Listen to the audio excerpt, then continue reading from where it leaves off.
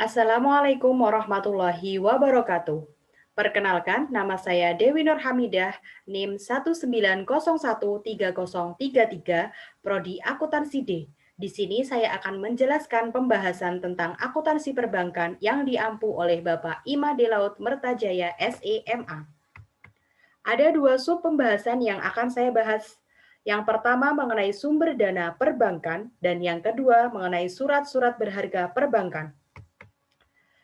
Yang pertama, yaitu sumber dana perbankan, merupakan usaha bank dalam menghimpun dana dari masyarakat, di mana di dalamnya terdapat semua utang dan modal yang tercatat bank sisi pasifa yang dapat digunakan sebagai modal operasional bank dalam rangka kegiatan penyaluran atau penempatan dana.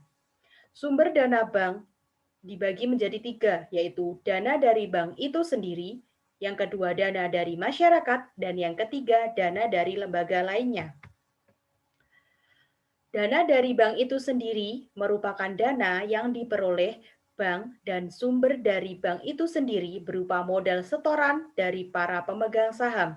Ada tiga kategori. Yang pertama, setoran modal dari pemegang saham, yaitu modal dari para pemegang saham lama ataupun pemegang saham baru yang disetor secara efektif pada waktu bank berdiri. Yang kedua, cadangan laba, yaitu laba yang setiap tahun dicadangkan oleh bank dan sementara waktu belum digunakan yang disisihkan dalam bentuk cadangan modal dan cadangan lainnya. Yang ketiga, laba bank yang belum dibagi, merupakan laba tahun berjalan tapi belum dibagikan kepada para pemegang saham. Yang kedua yaitu dana yang bersumber dari masyarakat luas. Dana-dana yang berasal dari masyarakat, baik perorangan maupun badan usaha, yang diperoleh dari bank dengan menggunakan berbagai instrumen produk simpanan yang dimiliki oleh bank. Di sini ada 4, yaitu pertama, simpanan giro, merupakan simpanan yang penarikannya dapat dilakukan setiap saat dengan menggunakan cek, biliet giro, sarana perintah pembayaran lainnya dengan pemindah bukuan, sesuai pasal 1 butir 6 Undang-Undang Nomor 10 Tahun 1998. Yang kedua yaitu simpanan tabungan, merupakan simpanan pihak ketiga pada bank yang penarikannya dapat dilakukan menurut syarat-syarat tertentu yang disepakati, tetapi tidak dapat ditarik dengan cek, biliet giro, dan atau alat lainnya yang dipersamakan dengan itu, sesuai pasal 1 butir 9 Undang-Undang Nomor 10 Tahun 1998. Yang ketiga, simpanan deposito atau deposito berjangka, merupakan simpanan yang penarikannya hanya dapat dilakukan pada waktu tertentu berdasarkan perjanjian nasabah dengan bank, sesuai pasal 1 butir 7 Undang-Undang Nomor 10 Tahun 1998. Dan yang terakhir yaitu sertifikat deposito. Simpanan dalam bentuk deposito yang sertifikat bukti penyimpanannya dapat dipindah tangankan sesuai pasal 1 butir 8 atau simpanan berjangka atas pembawa atau atas tunjuk yang dengan izin Bank Indonesia. Di sini terdapat perbedaan antara deposito berjangka dengan sertifikat deposito. Yang pertama yaitu bunga sertifikat deposito bisa diperhitungkan di muka. Kedua, sertifikat deposito diterbitkan atas tunjuk, sedang deposito diterbitkan atas nama. Ketiga, sertifikat deposito dapat diperjualbelikan dan dipindah tangankan. Yang keempat, sertifikat deposito tidak dapat diperpanjang secara otomatis. Yang ketiga yaitu sumber dana yang bersumber dari lembaga lain.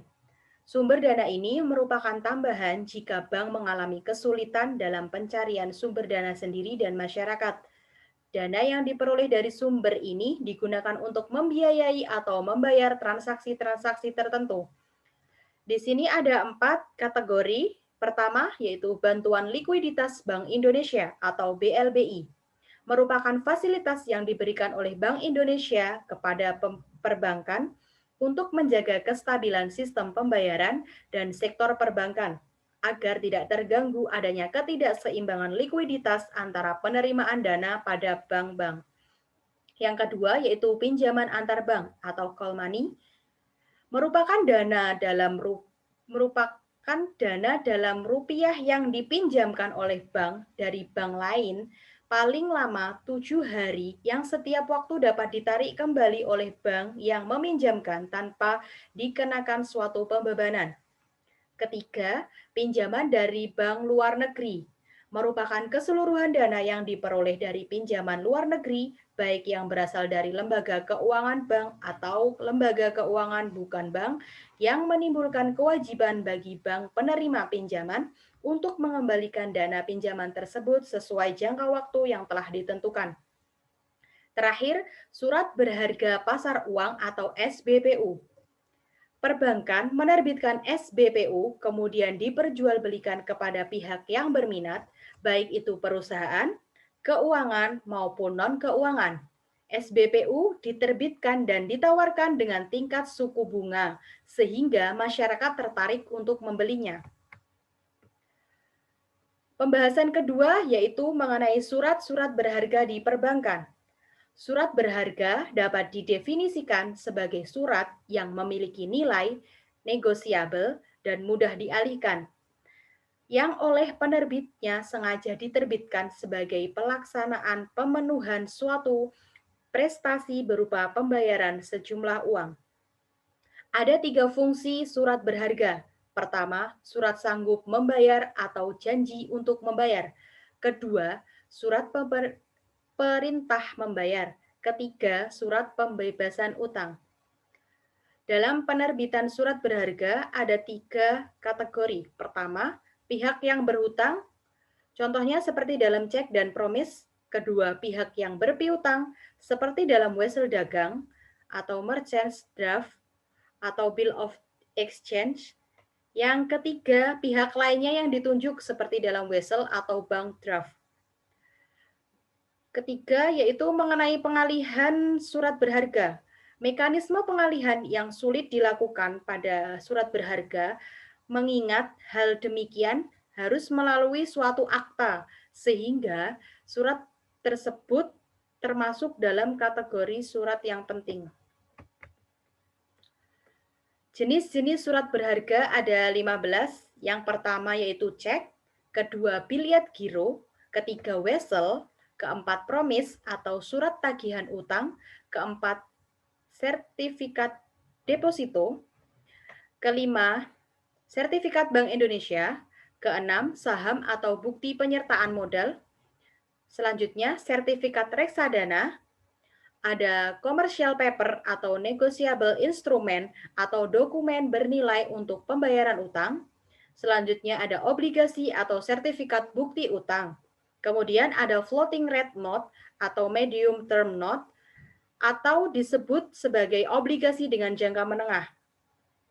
Selanjutnya ada surat berharga yang khusus diterbitkan di Amerika Serikat. Kemudian ada waran atau sertifikat kepemilikan hak untuk membeli saham. Ada juga konsumen atau surat bertanggal atas penerimaan barang-barang. Dan yang terakhir ada surat berharga lainnya. Sekian presentasi dari saya. Apabila ada kurangnya mohon maaf. Semoga presentasi ini dapat bermanfaat dan mudah dipahami. Wassalamualaikum warahmatullahi wabarakatuh.